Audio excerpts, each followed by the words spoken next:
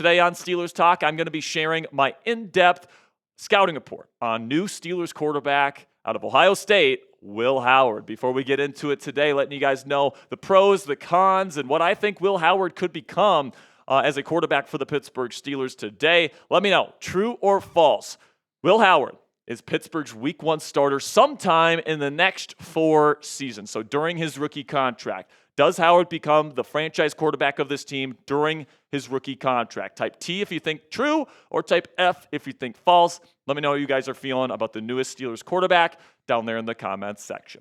So let's start with the things that I like about Will Howard's profile here, because there's certainly a lot of fun tools that he brings to the table that I think, give him a pretty decent ceiling here in terms of where he got him in the 6th round. So first of all, he's got a prototypical size, all right, 6'4", 236 pounds. And it's because of this, this prototypical size that some people on social media are comparing him to guys like Josh Allen and Big Ben Roethlisberger, is because, they're the same size, so they're the same player.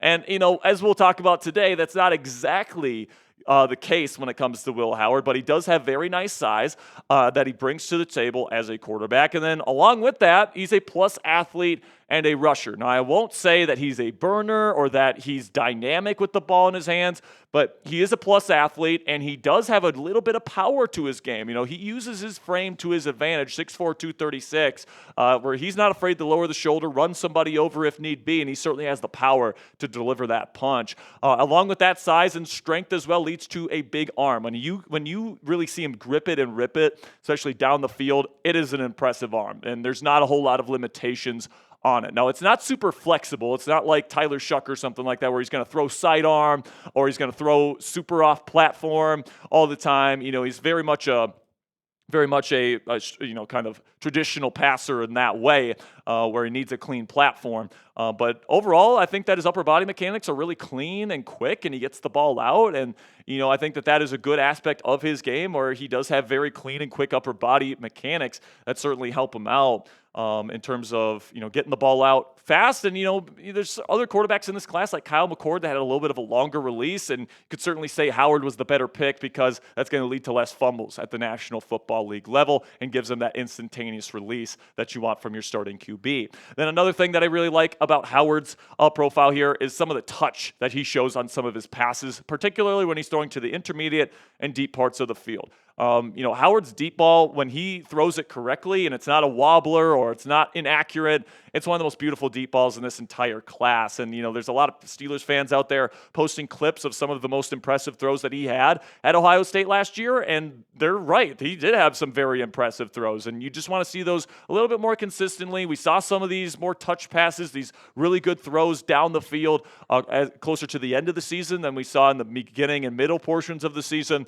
But certainly on his film, and certainly a possibility when he heads into the league. He's also pretty good on his first read. He's decisive. He gets to the top of his drop, and he's making a decisive decision. He's not, middling, or he's not making muddy decisions. He's definitely not afraid to throw the ball down the field either. So on the first read, he's pretty darn good. Then I really love his football and leadership, football character and leadership. I mean, this guy was a national championship quarterback for a reason. Now, yes, that roster from Ohio State was awesome, but this is somebody that is still the quarterback of a team that won the national championship, and he was the leader of that locker room, according to the people that were present there in Columbus last year. So he's going to bring that to the table. He's going to fit into whatever role the Steelers ask of him. And then he played his best football towards the end of the season in the playoffs. When the lights were brightest, when the stage was the largest, he played his best football during that stretch run during the college football playoffs. And he had a fantastic national championship game as well, especially as a rusher. So the fact that he got better as the season went on shows growth, and it also shows an ability to not be afraid of those big moments, which is something that you want from somebody in a potential future franchise quarterback. Now, coming up here, I'm going to let you guys know the cons. All right, we're gonna keep it honest, and we're going to keep it straight with you guys on this channel, because that's what we do. We're going to tell you the truth on these prospects. So there are some cons that led to him going in round 6 that we're going to discuss here in just one moment. But if Will Howard plays, he's going to be throwing to one one DK Metcalf, who will be wearing the number 4 this year. And if you guys want to get your very own DK Metcalf number 4 Steelers jersey in your closet today, you can go chatsports.com/DK. And if you use that link, Fanatics will actually send us part of the proceeds. So if you want to help out the channel and you're already planning on getting a DK Metcalf jersey, now's your chance to go get it today and help out the channel a little bit. Go to chatsports.com/DK. Link to that's in the comments and description of today's show if you want to help out the show.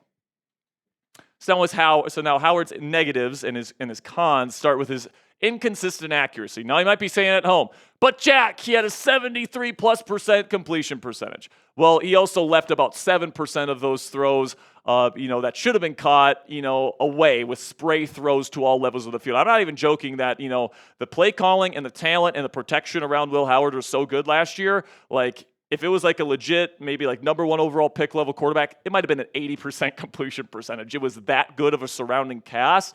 And, there's definitely spray throws all over the place to short, intermediate, and deep levels of the field. I also think, what kind of contributes to this is smaller hands. And this is something that's a concern playing in the AFC North, because you're going to be playing in the cold. You're going to be playing in conditions, just 9-inch hands. And, that's going to, you can see on film that sometimes when he really grips it and rips it, it's fantastic velocity. It's a great spiral. But there's other times where you can see that, he doesn't get the full grip of the football, and it's a bit of a wobbler. And, that comes up more than you want to see it. So especially playing in the AFC North, the smaller hands is something to keep in mind with Will Howard's profile. He also plays with a narrow base, which definitely contributes to inconsistent accuracy.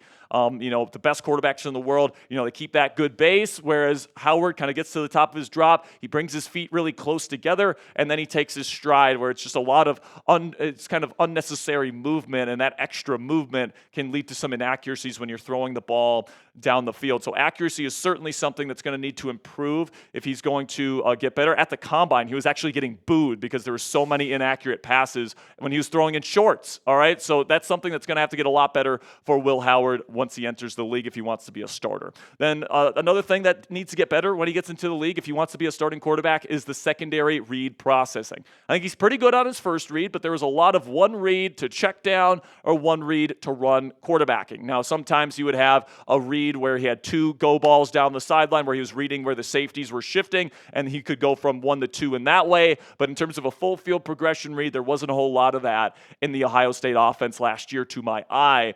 And then another thing here is that when he was kept clean, which was most of the time because of that really good Ohio State offensive line, they had multiple first-rounders on that offensive line this year.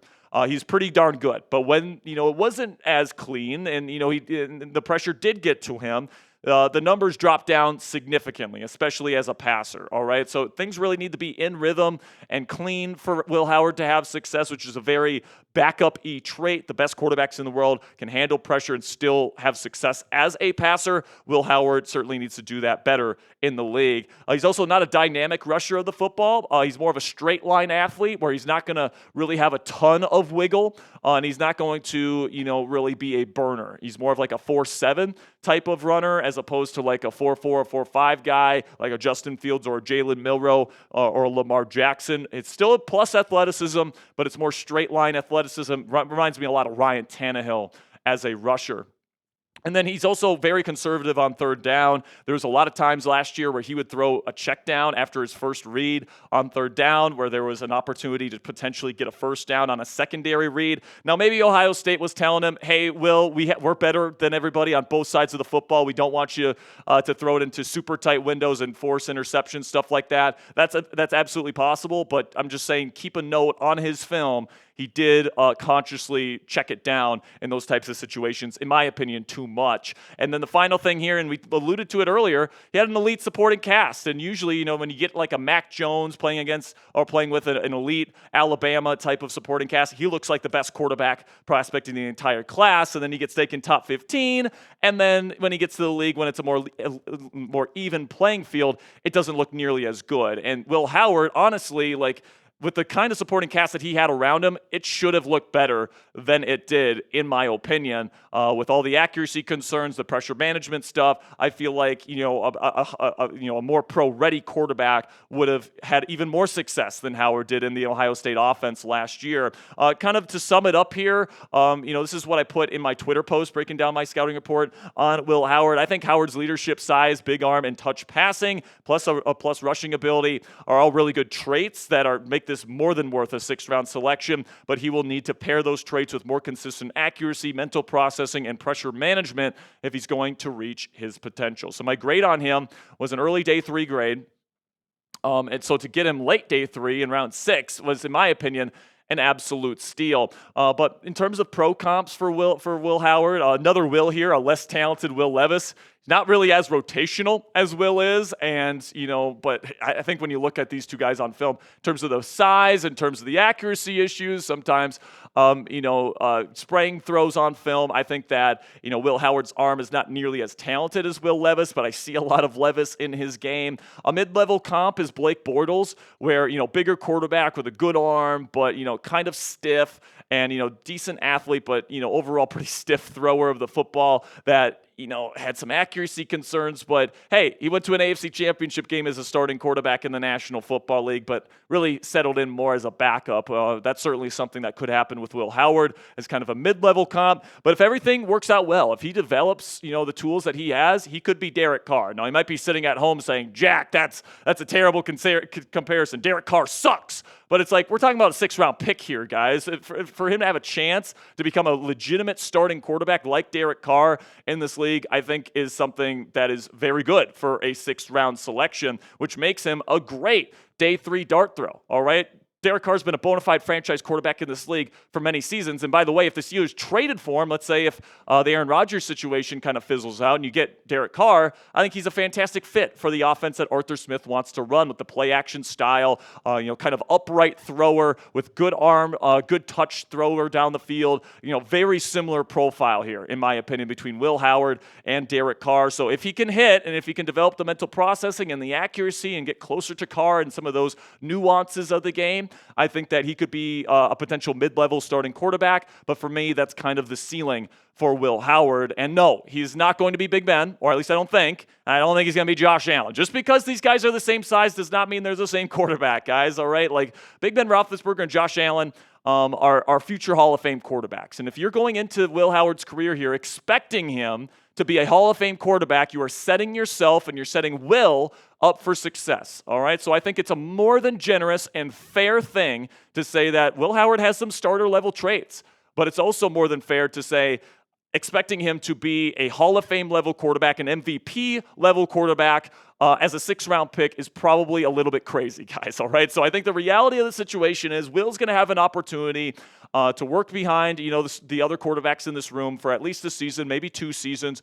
but the Steelers will likely draft their future franchise quarterback in the next 2 years of the NFL draft. Next year, especially because the draft is in Pittsburgh, drafting a quarterback would be a big deal, and if they don't draft one next year, maybe they draft one in 2027, all right? So I think that's probably the reality of the situation, but who knows, man? After a year or two learning from, a certain Hall of Fame quarterback, cough, cough, Aaron Rodgers, and his mentor, maybe he can develop more accuracy. Maybe he can develop a little bit more in the mental processing department, right? And if those things happen, I think he could be a pretty decent NFL starting quarterback that would, by the way, be an excellent fit for the Steelers offense. But I do think because he's a 6th-round pick, a lot of stuff needs to go right for him to be named the franchise quarterback of this football team. So listen, man, day 3 dart throw, very excited to see how Will Howard develops. Am I expecting Josh Allen or Big Ben production?